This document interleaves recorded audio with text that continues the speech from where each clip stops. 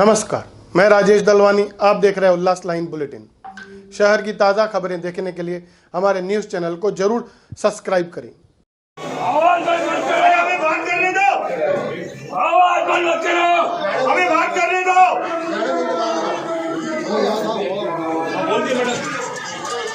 बोलो क्या लोग आना चाहते, बोलो। आवाज बंद करो, बंद किया जा रहा है। अरे 2000 लोगों को आपने रोड में आया है, बार-बार आवाज बंद किया जा रहा है। 1500 बिल्डिंग को नोटिस दे दिया आपने, 2000 लोगों को रोड पे लाया है। जानबूझकर आवाज बंद होता है। सभी बिल्डिंगों को आपने नोटिस दिया है बगैर कुछ जाने। विरोधी पक्ष नेता का आवाज बंद हो रहा है बार बार।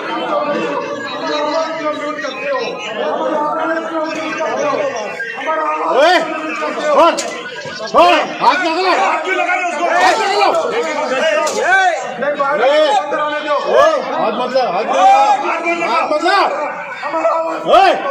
बेटा उसमें बैठने दे। विरोधी पक्ष नेता की आवाज बंद की जा रही है। ऑनलाइन मीटिंग आवाज बंद कर रहे हैं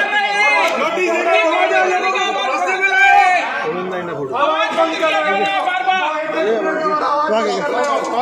2000 लोगों को आप रास्ते में लाए और हम इनसे सवाल पूछे जाते हैं कौन से आधार पर इन्होंने 1500 बिल्डिंगों को नोटिस दिया है। आयुक्त को जवाब देना चाहिए। माननीय महापौर जी, 2000 घरों को पर्यायी व्यवस्था दो, पर्यायी व्यवस्था दो। लोग किधर जाएंगे बरसात में? नहीं है आप इस्तीफा दो। शर्म करो, शर्म करो। 2000 लोगों को बेघर करना नहीं देंगे, नहीं देंगे। 2000 घर घूम रहे हैं, 1500 भटक रहे हैं, 1500 बिल्डिंगों को नोटिस देके सभी। महाराष्ट्र में शिवसेना की सरकार है। उल्लासनगर में 2000 लोग दर दर भटक रहे हैं। 120 घरों का लाइन पानी काटा गया है। शर्म करो, शर्म करो। शर्म करो, शर्म करो। और ऐसे महापौर जिनको पता तक नहीं है कि आयुक्त ने 1500 लोगों को नोटिस दी है। दादागिरी नहीं चलेगी। विरोधी पक्ष नेता का आवाज बार बार दबाया जा रहा है। शर्म करो, शर्म करो, शर्म करो। किशोर अनवारी जी जब बात कर रहे हैं उनका माइक बंद किया जा रहा है। सत्ताधारी पक्षाचा निषेध असो, निषेध असो। हम इस शहर की जनता जिन 2000 परिवारों को बेघर नहीं होना चाहिए, उनकी आवाज हम इस समय सुनते आवाज महापौर तक ले जाना चाहते हैं। लेकिन ये लोग हमारी आवाज को दबाकर उनकी जो पीड़ा है, उन्हें जो तकलीफ है, जो आज 2000 लोग रास्ते में आ गए हैं, उनके लिए हम बात करना चाहते हैं। ये लोग हमें बात नहीं करने दे रहे। लेकिन भारतीय जनता पार्टी के सभी नगर सेवक इस मुद्दे पर रोड पे उतरेंगे। सभी जनता के साथ में रहने वाले हैं। जनता को घबराने की कोई जरूरत नहीं है। पार्टी के सभी नगर सेवक, सभी लोग भारतीय जनता पार्टी के रोड पे रहेंगे, रोड पे।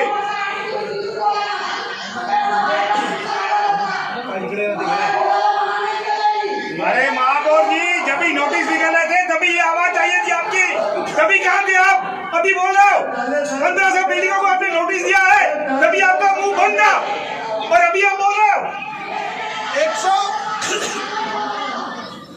120 बिल्डिंगों का लाइन पानी कट गया है।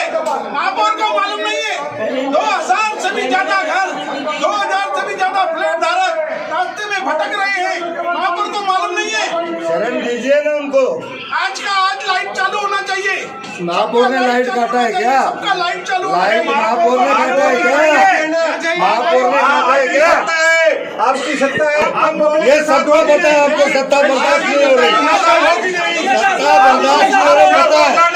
वो दिखाई पड़ रहा है, दिखाई पड़ रहा है। अरे 500 के अंदर क्यों नहीं है? बाहर निकालो उसको, बाहर निकालो उसको, आवाज नहीं बोलने दे रहे। बाहर निकालो उसको। आपको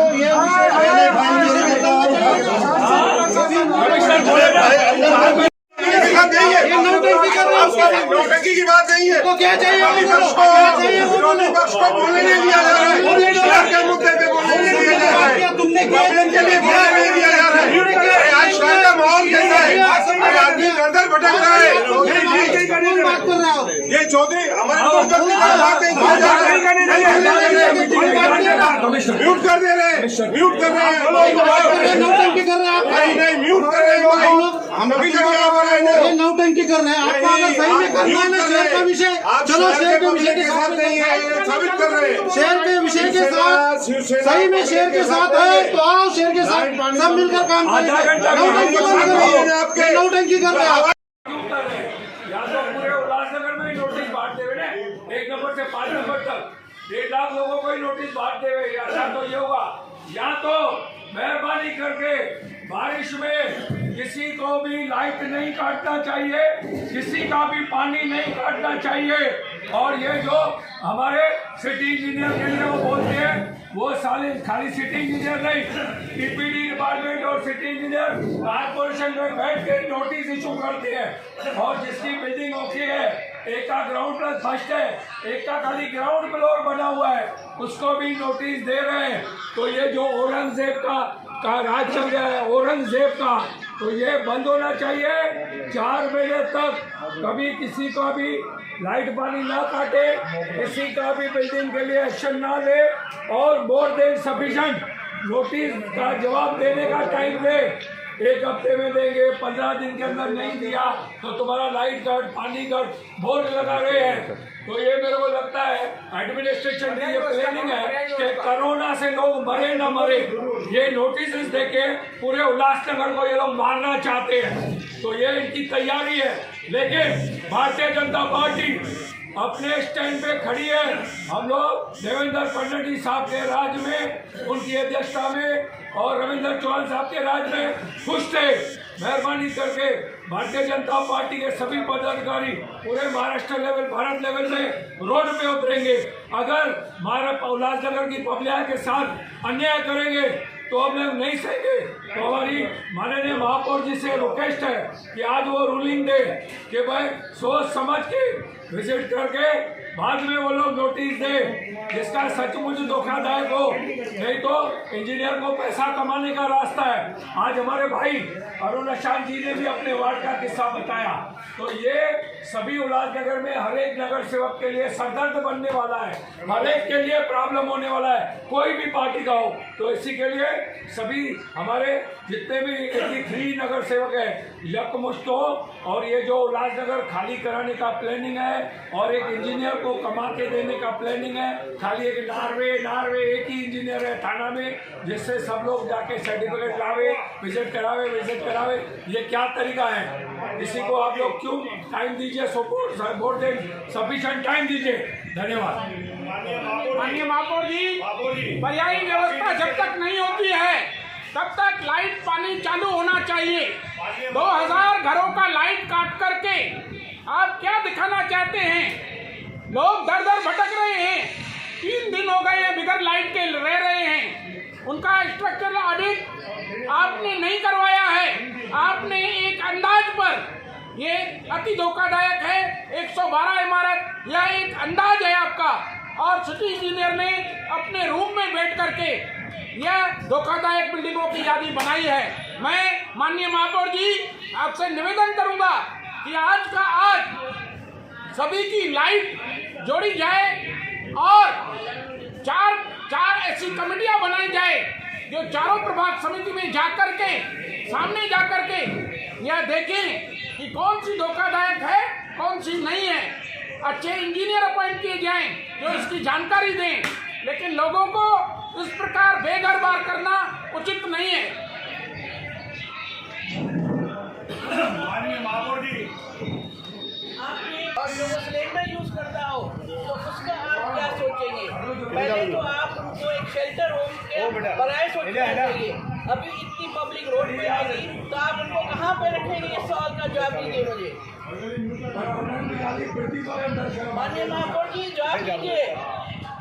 इतनी पब्लिक जो रोड पे आ गई है, आप उनका क्या सोचा है? घरों की आपने लाइट बिजली काटी है, उनके साथ मानवता का आप एक प्रमाण दीजिए। वह दर दर भटक रहे हैं। अगर उनको सचमुच में आपको बेघर करना है तो उनकी पर्यायी व्यवस्था करिए। महानगर पालिका के खजाने से उन सभी लोगों को किराए पर घर के लेके दीजिए। उनकी इमारत को पुनर्निर्माण करिए। और जिस तरह से हमारे माननीय पालक मंत्री ने कहा था कि जो भी इसमें दोषी पाया जाएगा उसके ऊपर सजा होगी, उसके ऊपर कार्रवाई होगी। और मोहिनी पैलेस जो इमारत थी वह अधिकृत सूची में नहीं थी, उसके बाद भी गिरी। तो इस तरह से जो अधिकारी इसके लिए इसमें दोषी है उसके ऊपर दफा 304A अनइंटेंशनल मर्डर का गुनाह दाखिल होना चाहिए, ऐसी हमारी मांगनी है। और मेरा रिक्वेस्ट है आपको, हाथ जोड़ के करता हूं कि मानवता के आधार पर सभी लोगों को आप उनकी बिजली और लाइट बहाल कीजिए। और हमें कुछ नहीं चाहिए, हम भी आपके साथ रहेंगे। हम भी कहेंगे कि महापौर ने कुछ सही मायने में निर्णय लिया है। माननीय महापौर जी, काफ़ी डिस्कशन हो चुका। मैं चाहता हूं कि अभी हम कोई एक कंक्लूजन पे पहुंचे। लेकिन मुझे सबसे पहले बहुत अजीब लगता है कि आप इस शहर की महापौर हैं और यहाँ पे प्रशासन ने 1500 नोटिस निकाले हैं, मतलब करीब 2000 लोगों को बेघर किया है। और बड़ा ही अजीब लगता है कि एक महापौर के होने के नाते आपको ये जानकारी नहीं है कि नोटिस वो किस आधार पर निकाले हैं। क्या सही में वह बिल्डिंगें जो स्ट्रक्चरल ऑडिट के लायक है या नहीं है, वह भी आप हमें इस महासभा में जानकारी नहीं दे पाते हैं। यह दिखाता है कि आपकी इस प्रशासन के ऊपर कितनी पकड़ है। खैर, जो हो गया सो हो गया। हम लगातार आपसे मांग करते आए। अगले महीने हमने आपको दरख्वास्त की कि आप मीटिंग लगाइए कोरोना के संबंध में और डेंजरस बिल्डिंग के संबंध में हमें आपसे बात करनी है।